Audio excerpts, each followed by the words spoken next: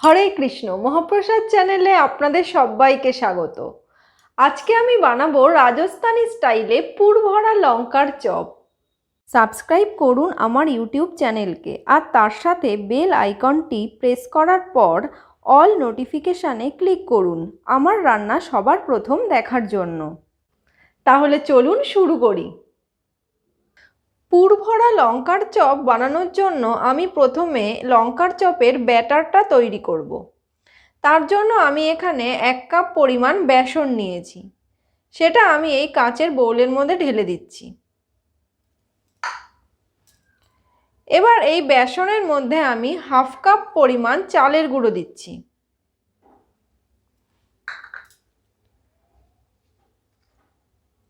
এক টিস্পুন আমি এখানে নুন দিলাম।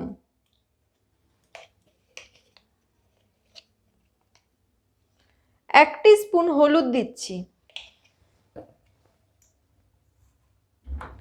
আর আমি এখানে 1 টিস্পুন জোয়ানকে হাতে নিয়ে একটু ডলে এর মধ্যে দিয়ে দিচ্ছি।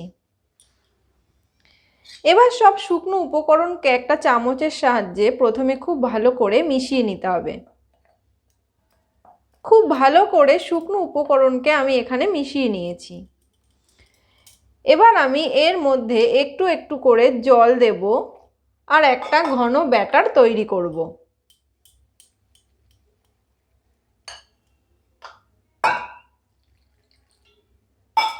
পুরোটা জল কিন্তু একবারে দেওয়া যাবে না, একটু একটু করে জল দিতে হবে আর একটা ঘন ব্যাটার এখানে তৈরি করতে হবে। দেখুন ব্যাটারটা ঠিক এরকম ঘন হবে, পাতলা হবে না কিন্তু এরকম ঘন হবে।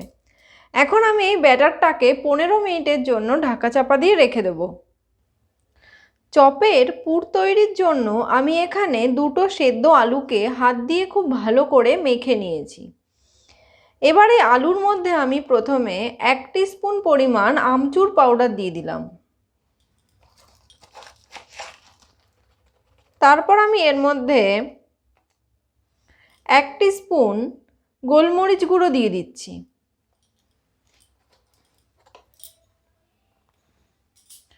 হাফ টেবিল চামচ পরিমাণ বিট নুন দিয়ে দিলাম।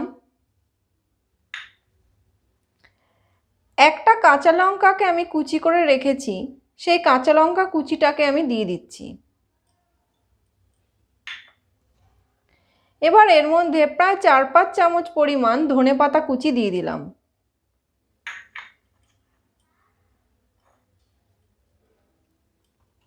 এবার সব শেষে আমি এর মধ্যে একটু আচারের তেল দিচ্ছি। এখানে যে কোনো তেল আচারের থেকে একটু তেল দিয়ে দিলেই হবে। আমি এখানে লঙ্কার আচার থেকে 1 চামচ পরিমাণ তেল এর মধ্যে দিয়ে দিচ্ছি।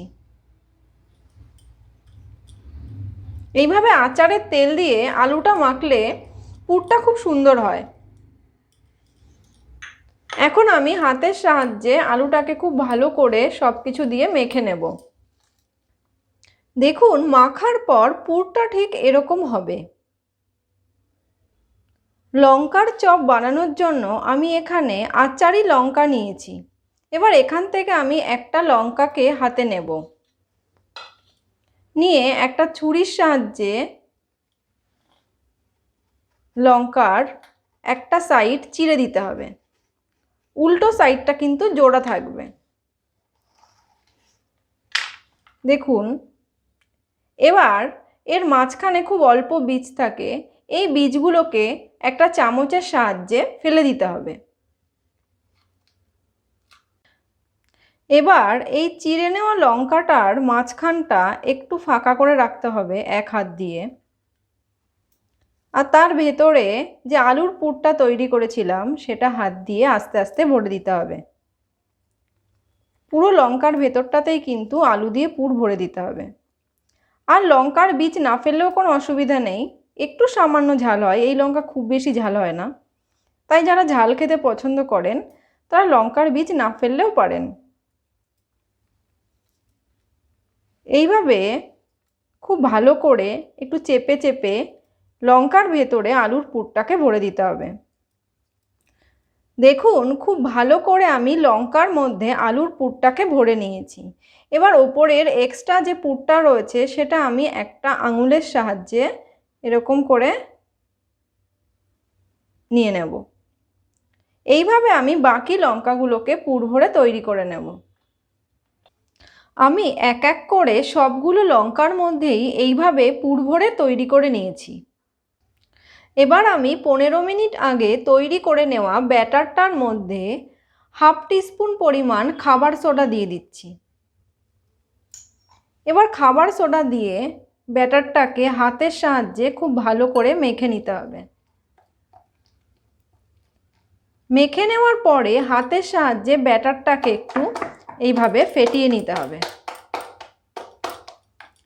এইভাবে 2-3 মিনিট ধরে ব্যাটারটাকে খুব সুন্দর করে ফেটিয়ে নিতে হবে। 2-3 মিনিট ধরে ব্যাটারটা খুব ভালো করে হাত দিয়ে ফেটানোর পরে দেখুন ব্যাটারটা কি সুন্দর স্মুথ হয়েছে। এবার আমি ব্যাটারটাকে একটা সাইডে রেখে দেব।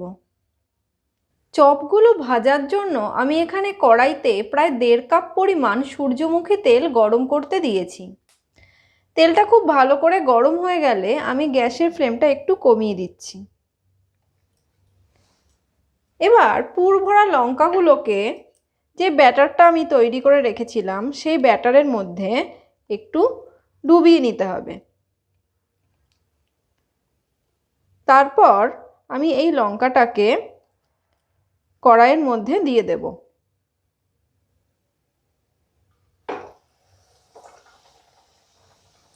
এইভাবে লো টু মিডিয়াম ফ্লেমে লঙ্কার চপগুলোকে ভেজে তুলে নিতে হবে। লঙ্কার একদিকটা ভাজা হলে আমি লঙ্কাটাকে উল্টে দিয়েছি। এবার উল্টো দিকটাও এই রকম একটু লালচে করে ভেজে আমি লঙ্কাটাকে তুলে নেব। দেখুন লঙ্কার চপটাকে আমি খুব ভালো করে ভেজে নিয়েছি। এখন একটা ছাঁকনির মধ্যে তেল ঝরিয়ে নিয়ে এই চপটাকে আমি তুলে নেব। এইভাবে বাকি লঙ্কা চপগুলোকেও আমি ভেজে নেব। আমার গরম গরম রাজস্থানি স্টাইলে লঙ্কার চপ একদম তৈরি হয়ে গেছে। দেখুন কি সুন্দর দেখতে হয়েছে, আর খেতেও কিন্তু খুব সুন্দর হয়। আপনারাও বাড়িতে এইভাবে লঙ্কার চপ বানাবেন আর আমাকে কমেন্ট করে জানাবেন আপনাদের কেমন লাগলো। আর ভালো লাগলে আমার চ্যানেলটিকে সাবস্ক্রাইব করার জন্য অনুরোধ রইল। আজকের মতো তাহলে এই পর্যন্তই। আবার চলে আসবো নতুন কোনো রেসিপি নিয়ে। সবাই ভালো থাকবেন। হরে কৃষ্ণ।